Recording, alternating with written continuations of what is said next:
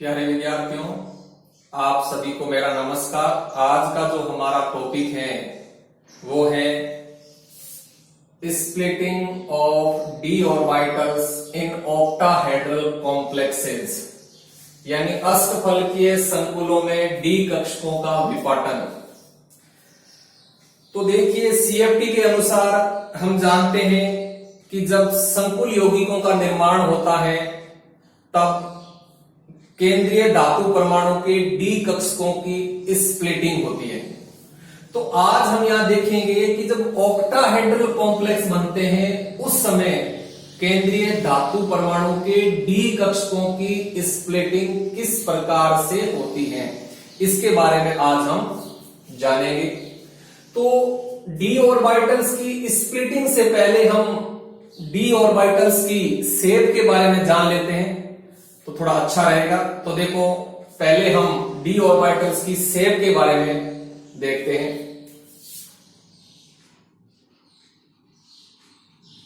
Shape of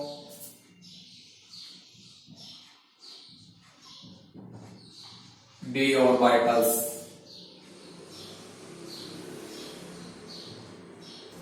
देखो, D कक्षकों की जो शेप है वो डबल डम्बेल होती है।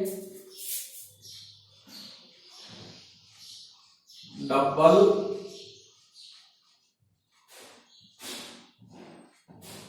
डम्बल शेप होती है इनकी, जिसको हम हिंदी में कहते हैं द्विडम्बलाकार। द्विडम्बलाकार इनकी शेप होती है। जहां दो डंबल होते हैं, एक डंबल के अंदर दो पालियां यानी दो लॉब्स होती हैं, तो इन डी कक्षकों में टोटल 4 लॉब्स यानी 4 पालियां होती हैं। ये जो लॉब्स हैं, ये जो पालियां होती हैं, ये दो प्रकार से अभिविन्यासित रहती हैं। या तो ये पालियां अक्षों की दिशा में अभिविन्यासित होती हैं, या फिर ये पालियां अक्षों के मध्य में अभिविन्यासित होती है। तो इस बेस पर जो डी ऑर्बिटल्स हैं, इनके 2 ग्रुप बनाए गए हैं। पहला ग्रुप है इजी ऑर्बिटल्स। Easy orbitals. और दूसरा ग्रुप है वो है T2G ऑर्बिटल्स। अब देखो, ये जो इजी ऑर्बिटल्स होते हैं ये 2 होते हैं। एक होता है d x square minus y square और एक होता है डी जेड स्क्वेयर। 2 होते हैं। ये जो इजी ऑर्बिटल्स होते हैं, इनकी जो लॉब्स हैं यानी पालियां हैं, वो अक्षों की दिशा में अभिविन्यासित रहती है। अक्षों की दिशा में अभिविन्यासित होती है। अतः हम इजी ऑर्बिटल्स को अक्षीय ऑर्बिटल्स भी कहते हैं। अक्षीय ऑर्बिटल्स भी कहते हैं। अब देखो, जो T2G ऑर्बिटल्स होते हैं ये 3 होते हैं। D x y, d y z और डी एक्स जेड। इन कक्षकों की जो पालियां हैं वो अक्षों के मध्य में अभिविन्यासित रहती हैं। यानी इन कक्षकों की जो लॉब्स हैं, जो पालियां होती हैं, वो अक्षों के बीच में यानी अक्षों के मध्य में अभिविन्यासित होती है। अतः इन T2G ऑर्बिटल्स को नॉन अक्षीय ऑर्बिटल्स भी कहते हैं। नॉन अक्षीय ऑर्बिटल्स भी कहते हैं इनको, क्योंकि इन कक्षकों की जो पालियां हैं वो अक्षों की दिशा में न होकर अक्षों के बीच में अभिविन्यासित होती है, जबकि जो इजी ऑर्बिटल्स हैं इनकी जो पालियां हैं वो अक्षों की दिशा में अभिविन्यासित होती है। तो अब देखो हम इनकी आकृतियां बनाते हैं।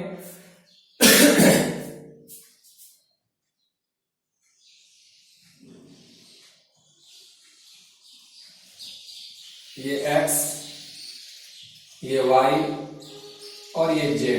तो पहले बनाते हैं dx² माइनस y²। अब देखो dx² माइनस y² की ज्यामिति कैसे होगी, आकृति कैसी होगी, क्योंकि हम देखते हैं कि इनकी जो पालियां हैं वो अक्षों की दिशा में होती हैं। तो यहां हम दो डंबल बनाएंगे, एक डंबल बनाएंगे x एक्सिस पर और दूसरा डंबल बनाएंगे y एक्सिस पर। तो ध्यान से देखो, एक डंबल बना दो x एक्सिस पर,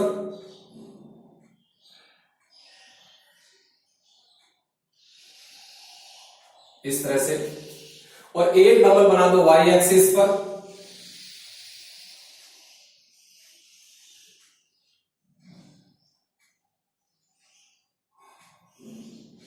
इस तरह से। अब देखो एक डंबल की दोनों पालियों में सेम चिन्ह होता है, यहां प्लस तो यहां भी प्लस, यहां माइनस तो यहां माइनस। तो ये हो गया dx² माइनस y² की आकृति। अब हम बनाते हैं dz² की, देखो कैसी होती है।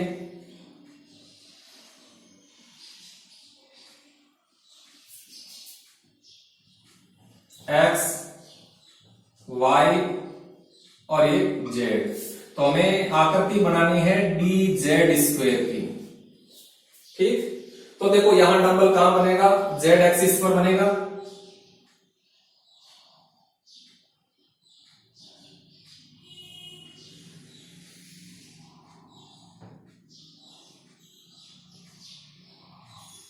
इस तरह से dz² की आकृति होती है। यहां प्लस तो यहां प्लस, यहां माइनस, यहां माइनस। अब हम देखते हैं T2g ऑर्बिटल्स की आकृतियां कैसी होती हैं, क्योंकि इन ऑर्बिटल्स की जो लॉब्स हैं वो अक्षों के बीच में अभिविन्यासित होती है। तो देखो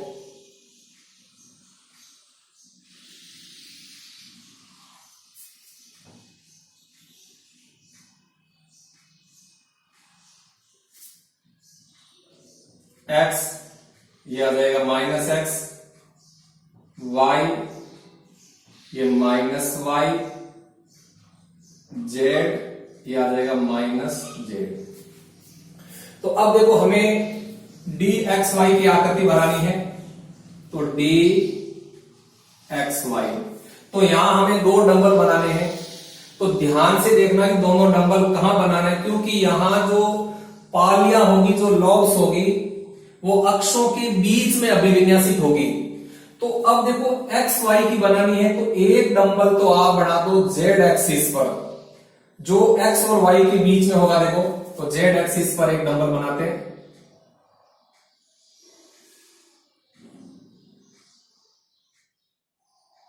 तो इस तरह से देखो एक ये बन गया। ये जो डंबल है इनकी जो पाली है, ये पाली देखो ऊपर वाली, तो ये एक्स और वाई के बीच में, और ये नीचे वाली भी एक्स और वाई के बीच में। अब एक डंबल और बनाना है जिनकी पालियां एक्स और वाई के बीच में होगी। तो देखो एक्स और वाई ये रहा, एक्स वाई, इधर देखो एक्स वाई ये रहा। तो दूसरा डंबल यहां बन जाएगा इस तरह से। तो इसके अंदर प्लस, तो इसमें भी प्लस, यहां माइनस, तो यहां माइनस। तो ये हो गई डी एक्स वाई की आकृति। अब हम बनाते हैं डी वाई जेड की। देखो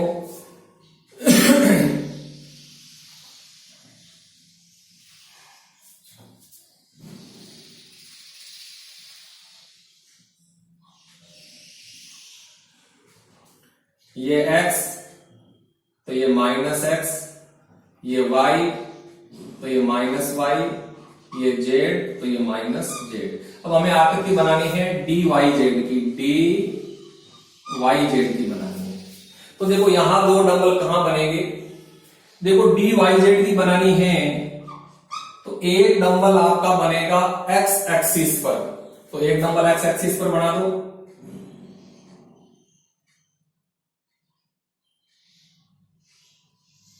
इस तरह से देखो, एक्स एक्सिस पर जो डंबल है वो देखो वाई जेड के बीच में है इनकी पालियां, और एक और बनाना है देखो वाई जेड के बीच में, ये रहा देखो वाई और जेड, इधर ये रहा वाई और ये जेड। तो एक डंबल आपका इस तरह से बन जाएगा ऐसे। तो अब देखो यहां प्लस तो यहां भी प्लस, यहां माइनस तो यहां माइनस, ये हो गई डी वाई जेड की आकृति।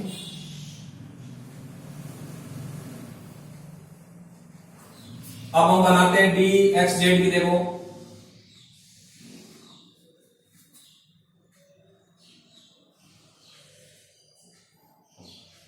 ये x, ये माइनस एक्स, y, ये माइनस वाई, z और ये माइनस जेड। ठीक, अब हमें आकृति बनानी है डी एक्स जेड की, डी एक्स जेड की। तो अब देखो दो डबल कहां बनेंगे, एक्स जेड है तो एक नंबर आपका आ जाएगा वाई एक्सिस पर। ठीक है, तो वाई एक्सिस पर एक नंबर बना दो।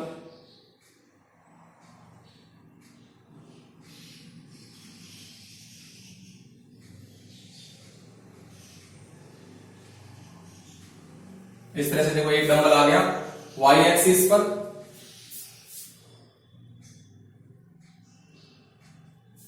और दूसरा डंबल जो बनाएगा वो भी एक्स जेड के बीच, ये रहा एक्स जेड और इधर ये रहा एक्स जेड। तो दूसरा इस तरह से बन जाएगा ऐसे।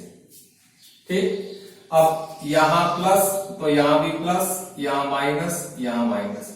तो इस तरह से जो 5 प्रकार के डी ऑर्बिटल्स हैं इनकी द्विडंबलाकार शेप होती है, जहां 4 लॉब्स होती हैं, 4 पालियां होती हैं। उनमें जो इजी ऑर्बिटल्स हैं d x square minus y square और डी जेड स्क्वायर, इनकी जो पालियां हैं वो अक्षों की दिशा में अभिविन्यासित होती हैं। अतः इन कक्षकों को हम अक्षीय ऑर्बिटल्स भी कहते हैं। और जो T2G ऑर्बिटल्स होते हैं dxy, dyz, dxz, इनकी जो पालियां हैं वो अक्षों के मध्य में अभिविन्यासित होती हैं। अतः इन कक्षकों को हम नॉन अक्षीय ऑर्बिटल्स भी कहते हैं। तो इस तरह से ये डी कक्षकों की शेप होती है द्विडंबलाकार। अब देखिए, जब ऑक्टाहेड्रल कॉम्प्लेक्स का निर्माण होगा तब 6 लिगेंड केंद्रीय धातु परमाणु के संपर्क में आते हैं। अब मेन बात आपको ये याद रखनी है कि 6 लिगेंड केंद्रीय धातु परमाणु के संपर्क में आ रहे हैं, ये किस दिशा से आ रहे हैं, क्योंकि लिगेंड्स होते हैं वो या तो अक्षों की दिशा से केंद्रीय धातु परमाणु के संपर्क में आते हैं, या फिर अक्षों के बीच में से केंद्रीय धातु परमाणु के संपर्क में आते हैं। तो यहां जब ऑक्टाहेड्रल कॉम्प्लेक्स का निर्माण होगा तब 6 लिगेंड केंद्रीय धातु परमाणु के संपर्क में आते हैं, और ये लिगेंड अक्षों की दिशा से केंद्रीय धातु परमाणु के संपर्क में आते हैं। अक्षों की दिशा से 6 लिगेंड केंद्रीय धातु परमाणु के संपर्क में आते हैं। तो ऐसी स्थिति में क्या होता है कि जो इजी ऑर्बिटल्स हैं, इन इजी ऑर्बिटल्स की जो पालियां हैं, जो लॉब्स हैं, वो लिगेंडों के मार्ग में आती है, जिसके कारण इन इजी ऑर्बिटल्स के अंदर रिपल्सन बढ़ जाता है। और ऐसी स्थिति में ये इजी ऑर्बिटल्स कुछ एनर्जी को अवशोषित करके अपने सामान्य ऊर्जा स्तर से उच्च ऊर्जा स्तर पर चले जाते हैं, यानी इजी ऑर्बिटल्स की एनर्जी है वो बढ़ जाती है। वहीं T2G ऑर्बिटल्स में क्या होता है कि T2G ऑर्बिटल्स कुछ एनर्जी का उत्सर्जन करके अपने सामान्य ऊर्जा स्तर से निम्न ऊर्जा स्तर पर आ जाते हैं। तो इस प्रकार से हम देखते हैं कि जब ऑक्टाहेड्रल कॉम्प्लेक्स का निर्माण होता है तब 6 लिगेंड अक्षों की दिशा से केंद्रीय धातु परमाणु के संपर्क में आते हैं। तो ऐसी स्थिति में जो इजी ऑर्बिटल्स होते हैं इनकी ऊर्जा बढ़ जाती है, और जो T2G ऑर्बिटल्स होते हैं इनकी ऊर्जा कम हो जाती है। तो इस स्प्लिटिंग को हम रेखा चित्र के द्वारा समझते हैं। देखो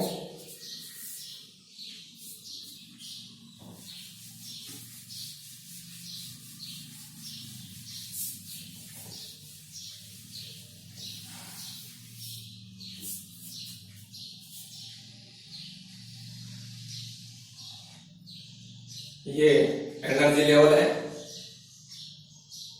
यानी ऊर्जा स्तर। देखो डी कक्षक 5 प्रकार के होते हैं।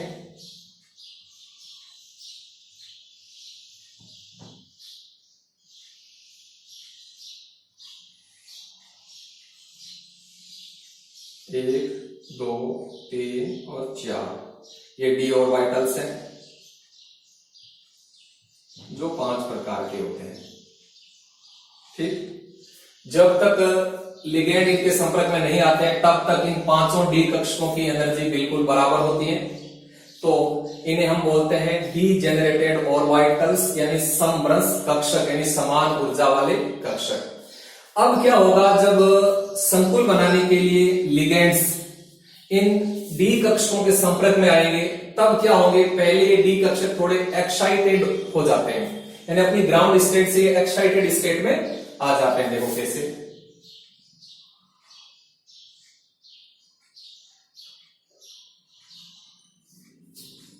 यानी अपनी ग्राउंड स्टेट थी उससे एक्साइटेड स्टेट में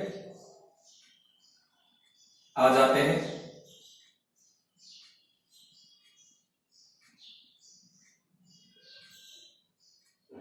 तो इस तरह से ये एक्साइटेड स्टेट में आ जाते हैं। 1, 2, 3, 4, 5 डी ऑर्बिटल्स। अब क्या होता है, एक्साइटेड स्टेट में, या तो ग्राउंड स्टेट में या एक्साइटेड स्टेट में, एक्साइटेड स्टेट में आने के बाद ये जो 5 प्रकार के डी ऑर्बिटल्स होते हैं ये भिन्न ऊर्जा स्तर वाले 2 समुच्चयों में विभाजित हो जाते हैं।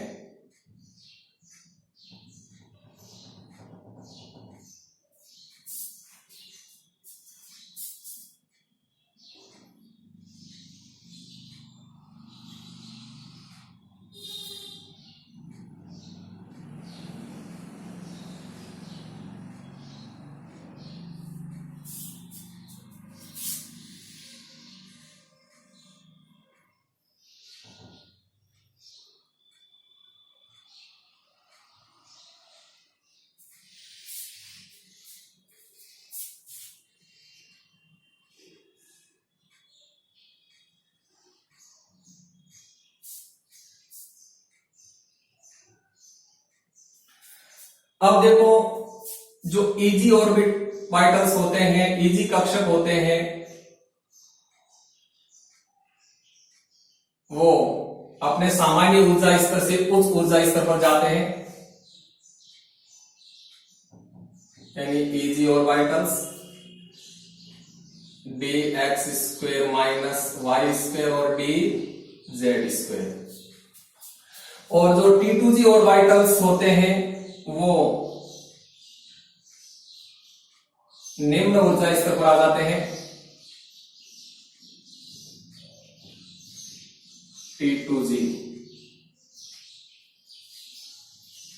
D x y, d y z और डी एक्स जेड।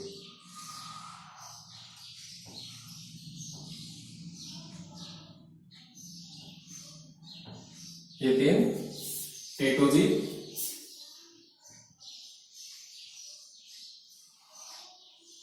और ये 2 EG। तो पहली बात यहां ध्यान रखने योग्य है कि जब ऑक्टाहेड्रल कॉम्प्लेक्स का निर्माण होता है तब केंद्रीय धातु परमाणु के डी कक्षकों की जो स्प्लिटिंग होती है उसमें जो EG ऑर्बिटल्स होते हैं इनकी एनर्जी बढ़ती है और T2G ऑर्बिटल्स की एनर्जी घटती है। तो देखो यहां जो EG ऑर्बिटल है, जो EG कक्षक होते हैं वो EG कक्षक कुछ एनर्जी को अवशोषित करके अपने सामान्य ऊर्जा स्तर से उच्च ऊर्जा स्तर पर चले जाते हैं। अब देखो प्रत्येक EG ऑर्बिटल कितनी ऊर्जा अवशोषित करता है, प्लस 3/5 डेल O, यानी प्रत्येक EG कक्षक प्लस 3/5 डेल O एनर्जी अवशोषित करता है। यहां प्लस का अर्थ है कि ऊर्जा है वो अवशोषित हो रही है, कितनी हो रही है 3/5। या आप इसको ऐसे भी लिख सकते हैं 0 + 0.6 डेल ओ, या आप इसको ऐसे भी लिख सकते हैं +6 DQ, एक ही बात है। +3/5 डेल ओ लिखो, +0.6 डेल ओ लिखो, +6 DQ लिखो, एक ही बात है। तो प्रत्येक Eg orbital +3/5 del o energy अवशोषित करके अपने सामान्य ऊर्जा स्तर से उच्च ऊर्जा स्तर पर चले जाते हैं। वहीं जो T2g ऑर्बिटल्स होते हैं, प्रत्येक कक्षक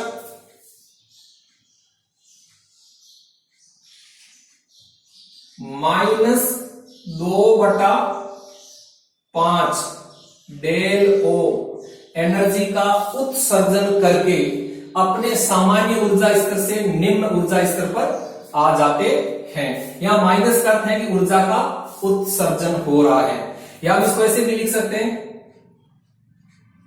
-0.4 डेल ओ। और यदि हम 10 DQ के रूप में लिखें तो हम इसको ऐसे भी लिख सकते हैं -4 DQ। तो एक ही बात है, -2/5 डेल ओ लिखो, या -0.4 डेल ओ लिखो, या -4 DQ लिखो, एक ही बात है। तो इस प्रकार से देखो, प्रत्येक T2g ऑर्बिटल -2/5 एनर्जी का उत्सर्जन करके अपने सामान्य ऊर्जा स्तर से निम्न ऊर्जा स्तर पर आ जाते हैं।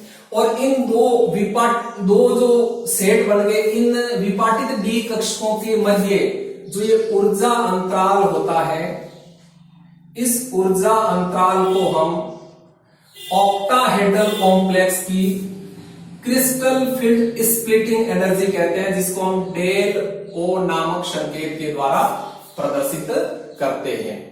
तो देखो, यहां एक ध्यान देने योग्य बात यह होती है कि जब ऑक्टाहेड्रल कॉम्प्लेक्स के निर्माण के समय केंद्रीय धातु परमाणु के डी कक्षकों की स्प्लिटिंग होती है, उस समय Eg ऑर्बिटल हैं वो ऊर्जा का अवशोषण करके उच्च ऊर्जा स्तर पर जाते हैं, वहीं T2g ऑर्बिटल्स हैं वो ऊर्जा का उत्सर्जन करके निम्न ऊर्जा स्तर पर जाते हैं। तो यहां देखते हैं कि Eg कक्षकों के द्वारा अवशोषित की गई ऊर्जा का मान T2g ऑर्बिटल्स के द्वारा उत्सर्जित की गई ऊर्जा के बराबर होती है। कैसे देखो, प्रत्येक Eg कक्षक +3/5 डेल ओ एनर्जी अवशोषित करता है। तो हम देखते हैं कि Eg कक्षक 2 होते हैं, तो टोटल अवशोषित एनर्जी कितनी हो जाएगी, देखो +3/5 गुणा, यानी 2 से गुणा कर देंगे इसको, डेल ओ। तो यहां आ जाता है +6/5 डेल ओ। तो यहां टोटल एनर्जी अवशोषित हो रही है 6/5 डेल ओ, यानी प्लस का अर्थ है कि यह एनर्जी है वो अवशोषित हो रही है, ऊर्जा है वो अवशोषित हो रही है। अब देखो, जो 3 T2g ऑर्बिटल्स होते हैं, इनके द्वारा उत्सर्जित ऊर्जा कितनी होती है। तो देखो, एक कक्षक है वो -2/5 डेल ओ एनर्जी का उत्सर्जन करता है, यानी माइनस का अर्थ होता है कि ऊर्जा है वो उत्सर्जित हो रही है। तो तीनों कक्षकों के द्वारा उत्सर्जित ऊर्जा का मान कितना हुआ, देखो -2/5 गुणा 3 डेल ओ। तो यहां हो जाएगा देखो -6/5 डेल ओ। तो इतनी ऊर्जा यहां उत्सर्जित हो रही है, इतनी अवशोषित हो रही है। तो यहां देखो, अवशोषित ऊर्जा का मान उत्सर्जित ऊर्जा के बराबर होता है। तो इस प्रकार से जब ऑक्टाहेड्रल कॉम्प्लेक्स का निर्माण होता है, तो केंद्रीय धातु परमाणु के डी कक्षकों की स्प्लिटिंग होती है, जहां Eg ऑर्बिटल्स की ऊर्जा में वृद्धि होती है और T2g ऑर्बिटल्स की ऊर्जा में कमी होती है। अब देखो, जब इन विपाटित डी कक्षकों के में इलेक्ट्रॉन भरे जाएंगे तो हम जानते हैं कि यहां जो T2g ऑर्बिटल्स हैं ये कम एनर्जी वाले होते हैं, और जब इन T2g ऑर्बिटल्स के अंदर इलेक्ट्रॉन भरेंगे तो उस दौरान ऊर्जा का इलेक्ट्रॉन है वो उत्सर्जन करेंगे, क्योंकि ये जो T2g ऑर्बिटल कम एनर्जी वाले हैं और कम एनर्जी वाले कक्षों में जब इलेक्ट्रॉन प्रवेश करेंगे तब इलेक्ट्रॉन ऊर्जा का उत्सर्जन करेंगे, और जब इलेक्ट्रॉन इन हाई एनर्जी वाले Eg ऑर्बिटल्स में भरे जाएंगे तो उस समय इलेक्ट्रॉन ऊर्जा को अवशोषित करेंगे। क्यों? क्योंकि ये जो कक्षक है ये हाई एनर्जी वाले होते हैं, और जब इलेक्ट्रॉन हाई एनर्जी वाले कक्षकों में जाते हैं तब इलेक्ट्रॉन ऊर्जा का अवशोषित करते हैं, और जब इलेक्ट्रॉन निम्न ऊर्जा वाले कक्षकों में जाते हैं तब इलेक्ट्रॉन ऊर्जा का उत्सर्जन करते हैं। तो कहने का अर्थ है कि जब इलेक्ट्रॉन इन कक्षकों में भरे जाएंगे तब ऊर्जा का उत्सर्जन होगा, और जब इलेक्ट्रॉन इन कक्षकों में भरे जाएंगे तब ऊर्जा का अवशोषण होगा। तो इस प्रकार से ऑक्टाहेड्रल कॉम्प्लेक्स बनते समय केंद्रीय धातु परमाणु की डी कक्षकों की स्प्लिटिंग होती है। अब देखो यहां हम जो ऑक्टाहेड्रल कॉम्प्लेक्स है उनके लिए CFSE का मान कैसे निकालते हैं। देखो CFSE का मान निकालने के लिए फॉर्मूला होता है यहां, तो CFSE किसकी, ऑक्टाहेड्रल कॉम्प्लेक्स की। तो जो क्रिस्टल फील्ड स्प्लिटिंग एनर्जी निकालने का फॉर्मूला होता है, फॉर्मूला क्या होता है देखो, -2/5 N T2g plus 3/5 N Eg, और यहां लगा दो डेल O।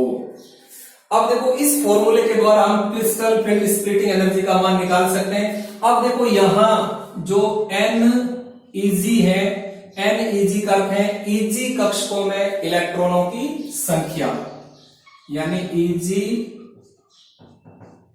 ऑर्बिटल्स में इलेक्ट्रॉनों की